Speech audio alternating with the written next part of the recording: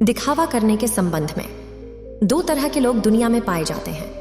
एक तो वो जिनके पास धन संपदा होती है, तब वो दिखावा करते हैं, और दूसरे वो जिनके पास कुछ भी नहीं होता, उनके पास धन संपदा भी नहीं होती। कहने का अर्थ ही ये है कि उनके पास कोई भी ऐसा गुण नहीं होता जिससे लोग उनकी प्रशंसा करें। इसीलिए वो झूठ बोल बोल कर दूसरों से अपनी प्रशंसा करवाना चाहता है। वो दिखावा करता है कुछ होने का, लेकिन उसके अंदर कुछ होता नहीं है। जो लोग अपने गुण या फिर अपनी धन संपदा के कारण दिखावा करते हैं, वो अहंकार के शिकार हो जाते हैं। उनके अंदर अहंकार कूट कूट कर भर जाता है। उन्हें खुद पता भी नहीं चलता, लेकिन धीरे धीरे यही अहंकार उनके जीवन का मजा छीन लेता है। और जो लोग कुछ गुण या फिर धन संपदा न होते हुए भी दिखावा करते हैं, ऐसे लोग जीवन में हमेशा दुखी रहते हैं, क्योंकि ऐसे इंसानों की सच्चाई कभी ना कभी तो सामने आ ही जाती है। तो उन पर कोई विश्वास नहीं करता, कोई भरोसा नहीं करता, और इस दुनिया में कोई भी उनका अपना नहीं होता। उसके घर वाले, उसके माता पिता तक उस पर भरोसा नहीं करते हैं, क्योंकि उसकी दिखावा करने की आदत सबकी नजरों में उसे नीचा बना देती है। आज की जो कहानी मैं आप लोगों को सुनाने वाला हूं, वो एक ऐसे व्यक्ति की कहानी है जो दिखावा करने की वजह से परिस्थितियों में फंसता चला जाता है, और आखिरकार उसका परिणाम क्या होता है, यह तो इस कहानी में ही सुनने को मिलेगा। और साथ ही साथ आप इस कहानी में ये भी जानेंगे कि दिखावा करने वाले लोगों से किस प्रकार अपने आप को बचाया जाए, या फिर आप खुद दिखावा करने से कैसे बचें। इस सब आपको इस कहानी में सुनने को मिलेगा। कभी कभी जीवन आपको बड़ी मुश्किल में डाल देता है। ऐसी ही मुश्किल में रोहन नाम का एक युवक फंसा हुआ था। उसे अपने घर से निकले हुए बहुत समय हो गया था, कई महीने बीत चुके थे। वो अपने घर से ये कहकर निकला था कि मैं नगर में कमाने के लिए जा रहा हूं, लेकिन बहुत समय बीतने के बाद भी उसे कोई काम नहीं मिल रहा था। इसीलिए उसने निश्चय किया कि वो किसी भी तरीके से अपनी कमाई का साधन बनाकर रहेगा। उसने अपने ही जैसे 3-4 युवकों की टोली बना ली थी, और उन सब ने योजना बनाई थी कि वो किसी भी धनवान व्यक्ति को बुद्धू बनाकर उसका धन उससे हासिल कर लेंगे। छल, कपट, झूठ और प्रपंच, यही रोहन और उसके साथियों के हथियार थे। उन्होंने योजना तो बना ली थी, लेकिन उन्हें यह समझ में नहीं आ रहा था कि वो अपने शिकार को ढूंढेंगे कैसे, और ढूंढने के बाद उसे बुद्धू बनाकर उसका धन कैसे लूटेंगे। आखिरकार उन चारों ने योजना बना ली। उनकी योजना थी कि वो किसी ऐसे स्थान पर जाएंगे जहां पर बहुत सारे अमीर लोग आते हों, और वहां पर उन अमीरों में जो भी आदमी सबसे ज्यादा दिखावा करेगा, उनका शिकार वही होगा। उन्होंने नगर में एक ऐसी जगह ढूंढ ली थी जहां पर नगर के ज्यादातर अमीर लोग जुआ खेलने के लिए आते थे। उन चारों की योजना थी कि वो एक ऐसा नाटक रचेंगे जिसमें रोहन किसी नगर का महाराज कहलाया जाएगा, और उसके सभी साथियों में से 2 साथी उसके अंगरक्षक होने का अभिनय करेंगे। सिर्फ रोहन ही नहीं था जो राजा होने का दिखावा कर रहा था, उसके साथ उसका दूसरा साथी भी था जो किसी दूसरे नगर का राजा होने का दिखावा कर रहा था। आखिर उनकी योजना क्या थी, ये आपको कुछ देर में पता चल जाएगा। अगले दिन से सुबह सुबह सारे लोग अपने पात्र के हिसाब से वस्त्र धारण करके उस जगह पहुंचे जहां पर शहर के ज्यादातर अमीर लोग जुआ खेलने के लिए आते थे। रोहन उस जगह पर एक नगर का महाराज बनकर पहुंचा था, जिसके पीछे उसके साथी अंगरक्षक साथ साथ चल रहे थे। सब अमीर लोगों की नजर उन पर टिकी हुई थी, क्योंकि रोहन उन सब में सबसे ज्यादा अमीर लग रहा था। उसकी वेशभूषा बेशकीमती लग रही थी, बेहद आकर्षक लग रही थी, जिससे सभी लोग उसकी तरफ आकर्षित हो गए थे। कुछ समय बाद रोहन एक ऐसी जगह पर जाकर बैठा जो सिर्फ बहुत जरूरी लोगों के लिए बनी हुई थी। जब रोहन वहां पर जाकर बैठा तो उसके अंगरक्षक वहीं उसके पास खड़े हुए थे। सब आपस में चर्चा करते हुए एक दूसरे से पूछ रहे थे कि यह किस नगर के महाराज हैं। उसी भीड़ में रोहन का एक और साथी मौजूद था। उसने उन सब को संबोधित करते हुए बताया कि रोहन किसी बड़े नगर का बड़ा महाराज है, और सब ने उसकी बात पर यकीन कर लिया। अब वो अमीर लोग जो ज्यादातर दिखावा करते थे, जो किसी बड़े आदमी से अपना सम्मान सुनने के लिए तरसते रहते थे, ऐसे लोग रोहन के आसपास मंडराने लगे थे। वो रोहन को किसी बड़े नगर का महाराज समझ रहे थे, और वो ये सोच रहे थे कि अगर इनसे हमारा परिचय हो गया तो हो सकता है भविष्य में ये महाराज हमारे कुछ काम आ जाए। थोड़ी देर बाद वहां पर दूसरा राजा भी पहुंचा, जो रोहन का ही एक साथी था, और वो भी रोहन की तरह राजा होने का दिखावा कर रहा था। वो दूसरा राजा रोहन के ठीक सामने आकर बैठ गया। कुछ देर एक दूसरे से बात करने के बाद दोनों ने जुआ खेलने का निश्चय किया। कुछ समय बाद जुए की बड़ी बड़ी बाजियां खेली जाने लगी, और रोहन, जो किसी नगर का महाराज होने का दिखावा कर रहा था, वो इस जुए में बहुत बड़ी रकम हार गया। लेकिन जब रोहन ने हारी हुई रकम निकालने के लिए अपनी पोटली ढूंढनी चाहिए, तो उसे अपनी पोटली मिल ही नहीं रही थी। बहुत देर ढूंढने के बाद भी जब उसे पोटली नहीं मिली, तो वो गुस्से से भरकर अपने अंगरक्षकों को डांटने लगा, और डांटते हुए उनसे अपनी पोटली के बारे में पूछने लगा। लेकिन उसके अंगरक्षकों के पास इसका कोई जवाब नहीं था। वो सब नीची गर्दन करके खड़े हुए थे। रोहन ने बड़े ही शांत स्वर में अपने सामने बैठे हुए राजा से कहा कि देखिए, लगता है कि हमारी सोने के सिक्कों से भरी पोटली कहीं पर गुम गई है। मैं मानता हूं कि मैं जुए में हारा हूं, लेकिन फिलहाल मेरे पास तुम्हें देने के लिए कुछ भी नहीं है। अगर तुम मुझे कोई अपना पता दे दो, तो मैं तुम्हारे पते पर तुम्हारी रकम भिजवा दूंगा, या फिर तुम मेरे राज्य में आकर मेरे राजमहल में चले आना। वहां पर तुम्हारी पूरी रकम तुम्हें मिल जाएगी। ये सुनकर वो सामने बैठा हुआ राजा गुस्से से आग बबूला हो गया। वो रोहन को बहुत भला बुरा कहने लगा।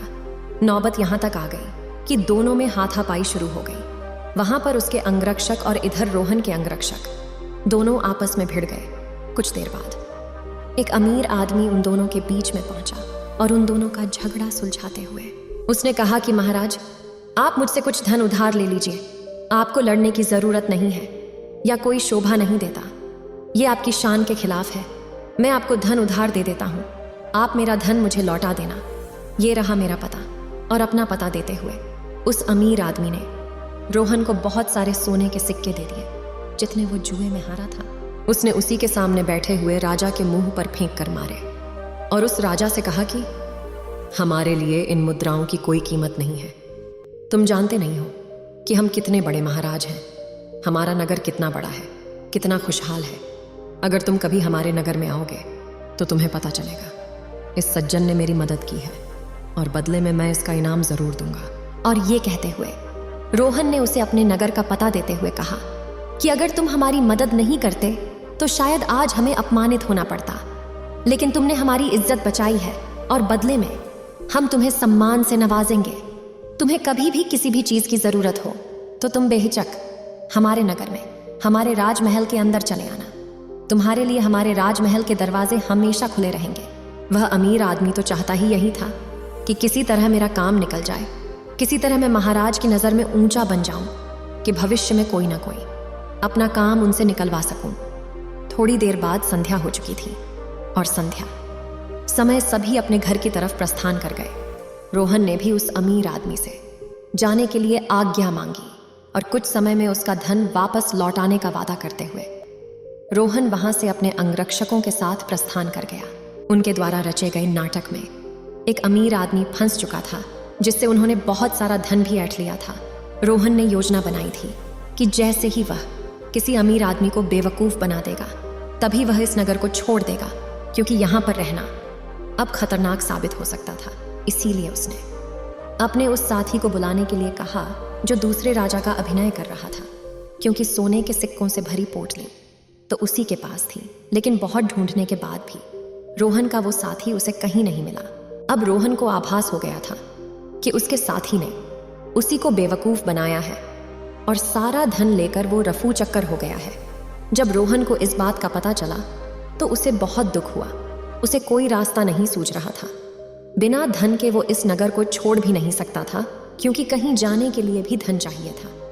और जिस अमीर आदमी से उसने धन उधार लिया था, वह उसे इस नगर में जरूर किसी न किसी दिन पकड़ लेगा, और जिस दिन उसे वो पकड़ लेगा उसे लंबी कारावास हो जाएगी। यहाँ पर समझने की बात यह थी कि वो अमीर आदमी उन लोगों के बीच में दिखावा करने की कोशिश कर रहा था कि मैं राजा के कितनी करीब हूँ, मैं उनकी मदद करता हूँ, ताकि दूसरे अमीर लोगों को ये लगे कि उसके संपर्क बहुत ऊंचे हैं। ये बहुत अमीर और बहुत रईस लोगों के बीच में उठता बैठता है, जिससे उसका ओहदा अपने साथियों के बीच बढ़ सके। इसीलिए उसने दिखावे की वजह से रोहन रूपी राजा को वो धन उधार दे दिया था। और रोहन तो जैसा कि आप सबको पता है, वो तो इसीलिए दिखावा कर रहा था कि वो किसी को अपना शिकार बना सके। लेकिन वो कहते हैं कि जैसी करनी वैसी भरनी। दोनों को दिखावे की सजा मिली। उस अमीर आदमी का धन लुट गया और यहाँ रोहन को उसके साथ ही नहीं बेवकूफ़ बना दिया था। कुछ समय बाद रोहन को उस नगर के दरबारियों ने ढूंढना शुरू कर दिया, क्योंकि उस अमीर आदमी को पता चल चुका था कि उसके साथ छल हुआ है, उसके साथ कपट हुआ है, और वो किसी भी कीमत पर रोहन को ढूंढना चाहता था। इसीलिए रोहन को छुपकर जंगल के रास्ते से वो नगर छोड़कर भागना पड़ा। जंगल में छुपते छुपाते वो एक दिन एक भिक्षु की कुटिया में पहुंचा, जहां पर एक भिक्षु ध्यान कर रहा था। रोहन उस भिक्षु के चेहरे की सादगी देखकर उसकी तरफ बहुत आकर्षित हो गया। उनके ध्यान से बाहर आने का इंतजार करने लगा। कुछ देर बाद भिक्षु ने जब अपनी आंखें खोली तो उन्होंने सामने बैठे रोहन को देखा। उन्होंने रोहन से पूछा कि तुम कहाँ जा रहे हो और यहाँ पर मुझसे क्या चाहते हो? रोहन उनके चरणों में गिर पड़ा और रोते हुए उनको बोला, गुरुदेव, मैं दिखावा कर करके थक चुका हूँ। मुझे कोई रास्ता नजर नहीं आ रहा। घर वालों के सामने मुझे दिखावा करना पड़ता है कि मैं नगर में कोई काम कर रहा हूँ, और नगर में मैं लोगों को बेवकूफ़ बनाता हूँ, उनके साथ छल करता हूँ, कपट करता हूँ। मेरा पूरा अस्तित्व दिखावे पर टिका हुआ है। कृपा करके मुझे कोई ऐसा तरीका बताएं जिससे मैं आपकी तरह सादगी भरा जीवन जी सकूं, खुश होकर, शांत होकर अपने जीवन का मजा ले सकूं। मैं थक गया हूं। भिक्षु ने मुस्कुराते हुए कहा कि सारी दुनिया दिखावा ही तो कर रही है। कोई अगर तुमसे कहता है कि तुम तो बहुत ही ईमानदार आदमी हो, तो तुम खुश हो जाते हो, यह जानते हुए कि तुम्हें झूठे और मक्कार आदमी हो। हर जगह, हर परिस्थिति में जब भी किसी इंसान को मौका मिलता है तो वो दिखावा करने से चूकता नहीं है, कि तुमने भी जरूर महसूस किया होगा। दिखावा करने के बाद तुम्हें तो ये लगता है कि तुम बहुत समझदार हो, तुम चालाक हो, लेकिन चालाक होने के कारण तुम्हारे जीवन की सरलता खो जाती है। तुम साधारण नहीं रह पाते। तुम हर जगह दिखावा करने की कोशिश करते हो, और इसीलिए जीवन के आनंद को तुम कभी महसूस ही नहीं कर पाते। लेकिन समझने की बात यह होती है कि आदमी दूसरे के सामने दिखावा तभी करता है जब वो सामने वाले की नज़र में ऊंचा होना चाहता है। अगर तुम सामने वाले से प्रभावित नहीं होते तो तुम्हें दिखावा करने की कोई ज़रूरत ही नहीं रहेगी, क्योंकि तुम किसी न किसी तरह सामने वाले आदमी को आकर्षित करना चाहते हो, उसे अपनी ओर खींचना चाहते हो, और यही दिखावे का सबसे बड़ा कारण होता है। लेकिन जो इंसान तुम्हारे दिखावा करने की वजह से तुम्हारी तरफ आकर्षित हुआ है, तो कल अगर उसे तुम्हारी सच्चाई पता चलेगी तो तुमसे दूर भी हो जाएगा। इसीलिए दिखावा करने की वजह से अपने भी हमसे दूर होते चले जाते हैं। हमें इसका कभी एहसास ही नहीं होता और हम अकेले पड़ते चले जाते हैं। आखिरकार हम पाते हैं कि हमारे आसपास कोई भी मौजूद नहीं है जिसे हम अपना कह सकें, जिससे हम अपने दिल की बात कर सकें, क्योंकि हर इंसान के सामने हमने सिर्फ दिखावा ही किया है। लेकिन जो इंसान अपने आप को जानता है, अपनी एकांत में स्थापित हो गया है, उसे किसी के आने या जाने से कोई फर्क नहीं पड़ता। वो तो बस अपनी एकांत का आनंद उठाता है। कोई आए तो ठीक, जाए तो भी ठीक। वो किसी को आकर्षित करने की कोशिश नहीं करेगा, और इसीलिए उसका जीवन सरल होता चला जाएगा, साधारण होता चला जाएगा। और जितने सरल तुम बनते जाओगे, उतनी ही आसानी से तुम ध्यान में प्रविष्ट हो पाओगे। जीवन एक परीक्षा है, लेकिन कुछ लोग उस परीक्षा में संघर्ष नहीं कर पाते, और वो लोग एक दिखावे का रास्ता अपना लेते हैं। वो जीवन को पूरी सच्चाई से जीना ही नहीं चाहते, उस खुद की सच्चाई को भी खुद स्वीकार नहीं करना चाहते। ऐसे बहुत से लोग होते हैं जिनके अंदर बहुत सारी बुराइयां होती हैं, लेकिन वो अपनी बुराइयों को कभी खुद महसूस ही नहीं कर पाते, खुद स्वीकार ही नहीं कर पाते। उन्हें पता होता है कि उनके अंदर ये कमी है, लेकिन अहंकार वश दिखावे के कारण ना तो वो अपनी बुराई सामने वाले के सामने बता पाते हैं, और ना ही उसको खुद स्वीकार करके उसको ठीक कर पाते हैं। इसीलिए सबसे पहले दिखावे की दुनिया को छोड़ो, बनावटी दुनिया को दूर हटा दो, क्योंकि जब बनावटी दुनिया तुमसे दूर होगी तो ही तुम्हारा मन स्वच्छ हो पाएगा, निर्मल हो पाएगा। और जितना मन तुम्हारा निर्मल होगा, उतने ही अच्छे लोग तुम्हारे संपर्क में आते रहेंगे, और जितना कपटी तुम्हारा मन होगा, तो कपटी लोग ही तुम्हें मिलते जाएंगे। हमें वही लोग जीवन में टकराते हैं जिस तरह का हमारा खुद का नजरिया होता है। अगर हमारा नजरिया साफ है, शुद्ध है, तो हमें शुद्ध लोग ही टकराएंगे। और वहीं पर अगर हमारा नजरिया कपट से भरा हुआ है, तो धोखे से भरा हुआ है, तो हमें रास्ते में ऐसे ही लोग टकराएंगे। तुम किसी को धोखा दोगे, कोई तुम्हें धोखा देगा, और ये गोला निरंतर चलता रहता है। इस चक्र से बाहर आने का सिर्फ एक ही तरीका है। किसी को आकर्षित करने की कोशिश मत करो, किसी को भी जबरदस्ती झूठ बोलकर खुश करने की कोशिश मत करो। बस तुम अगर ये छोटा सा सिद्धांत अपना लेते हो तो तुम्हारी बनावटी दुनिया कब सच में बदल जाएगी तुम्हें पता ही नहीं चलेगा। साधारण रहकर, सरल रहकर, ज्ञान की गहराइयों से अपने जीवन का परिचय कराओ, तब तुम्हें जीवन के आनंद का पता चलेगा। तब तुम समझोगे कि जीवन के असली मायने क्या होते हैं। किसी को बेवकूफ बनाना, किसी को झूठ बोलना, जबरदस्ती दिखावा करना, ये जीवन नहीं है कि कुछ और है। ये दुख है, ही संताप है, और यही दुखों का कारण है। इसीलिए तुम दुखों को काटना चाहते हो तो सबसे पहले इस पेड़ की जड़ को उखाड़ कर फेंको जो दिखावे का पौधा तुमने लगा रखा है। और ये कहकर वह भिक्षुक कुटिया के अंदर चला गया।